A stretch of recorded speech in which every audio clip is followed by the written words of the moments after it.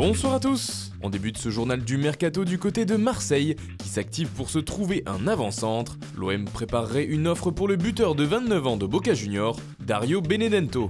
En fin de contrat au mois de juin 2021, il dispose d'une clause libératoire de 21 millions d'euros.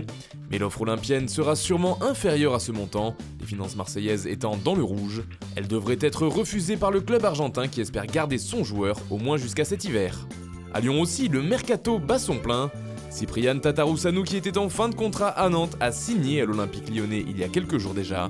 Mais le club de Jean-Michel Aulas ne va pas s'arrêter là. En effet, une autre arrivée devrait être très rapidement officialisée du côté de l'OL, celle de Jean Lucas. Le milieu de terrain brésilien de Flamengo est arrivé à Lyon ce dimanche et il passerait sa visite médicale aujourd'hui. Son transfert avoisinerait les 8 millions d'euros. D'autres joueurs sont également pistés à ce poste, c'est notamment le cas de Thiago Mendes du LOSC, mais aussi de Dani Ceballos en manque de temps de jeu au Real Madrid. Ici, c'est un prêt qui intéresserait le club rhodanien. Lyon serait venu au renseignement sur le cas Steven Nzonzi. Cependant, aux dernières nouvelles, Juninho ne souhaiterait pas vraiment donner suite. Et puis, selon nos informations, l'OL ferait partie des nombreux clubs qui suivent Jean-Michel Seri. En Ligue 1, Monaco serait aussi dans ce cas. Naples, l'Inter, l'AS Roma et même Galatasaray sont également dans cette liste. Lyon cherche à se renforcer en défense et notamment en charnière centrale. Et d'après nos informations, des discussions ont été entamées avec Laurent Koscielny. Le joueur serait emballé puisqu'il souhaite revenir en France. Toujours selon nos informations, les deux parties parleraient d'un contrat de 2 ans. Les Rhodaniens aimeraient également beaucoup le profil de Joachim Andersen. Ils auraient même transmis une offre de 18 millions d'euros à la Sampdoria, mais les dirigeants du club italien en demanderaient au moins 35 millions d'euros.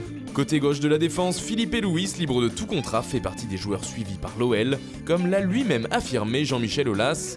D'autres noms sont évoqués pour le poste de latéral gauche, notamment ceux de Renan Lodi de l'Atlético Paranense et Ruben Vinagre qui évolue à Wolverhampton. Côté départ, Aulas l'avait déclaré avant le Mercato, 2 joueurs quitteront l'Olympique Lyonnais en plus de Nabil Fekir qui possède un bon de sortie. Ferland Mendy officiellement transféré au Real Madrid pour 48 millions d'euros, il ne resterait donc plus qu'une place. Et il devrait s'agir de Tanguy Ndombele, qui est notamment suivi par les Madrilènes justement, mais aussi par Tottenham. Cependant sur ce dossier, rien n'est décidé, a affirmé Jean-Michel Aulas.